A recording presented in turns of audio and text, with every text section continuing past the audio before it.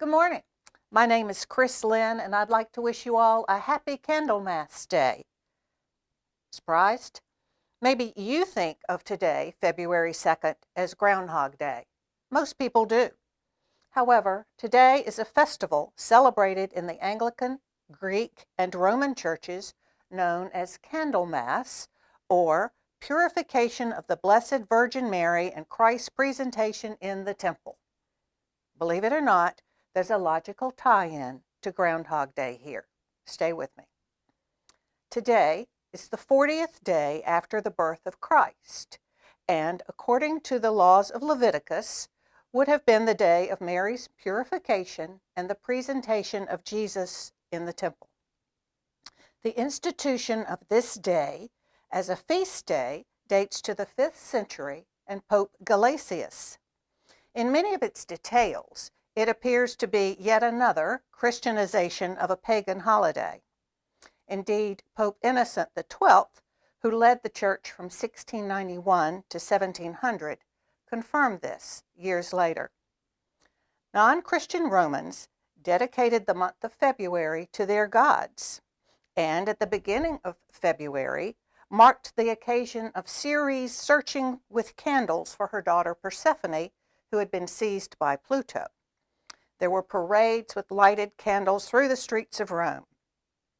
Because the Holy Fathers could not prevent this custom, they put their own stamp on it.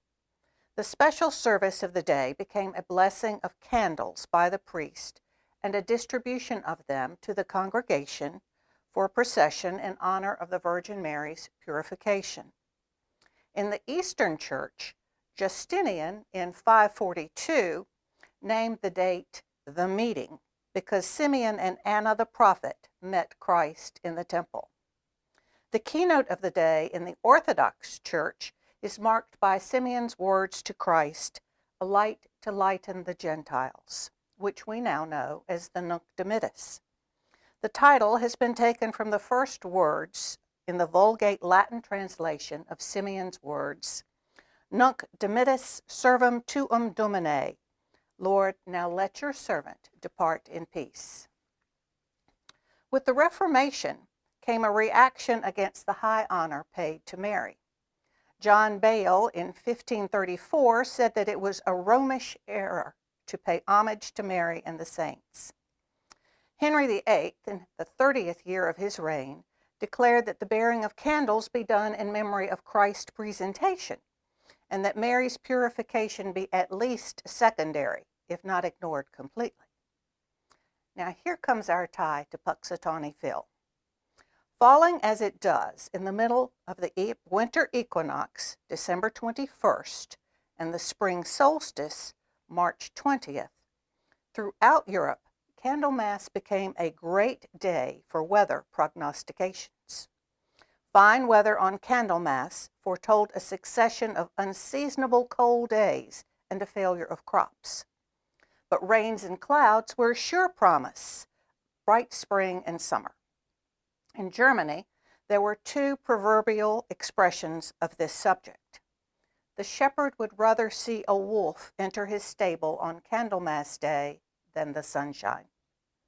And the badger peeps out of his hole on Candlemas Day, and when he finds the snow, walks abroad.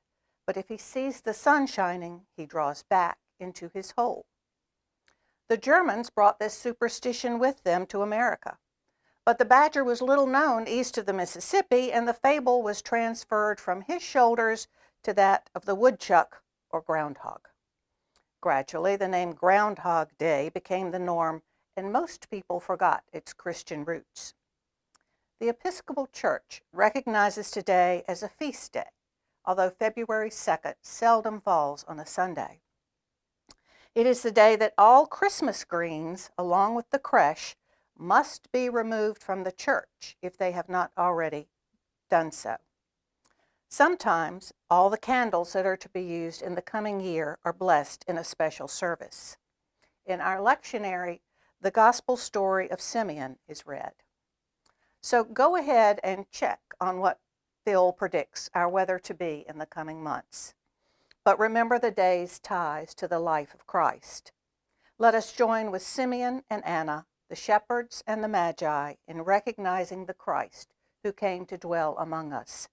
And by the way, all this information and more can be found in your parish library.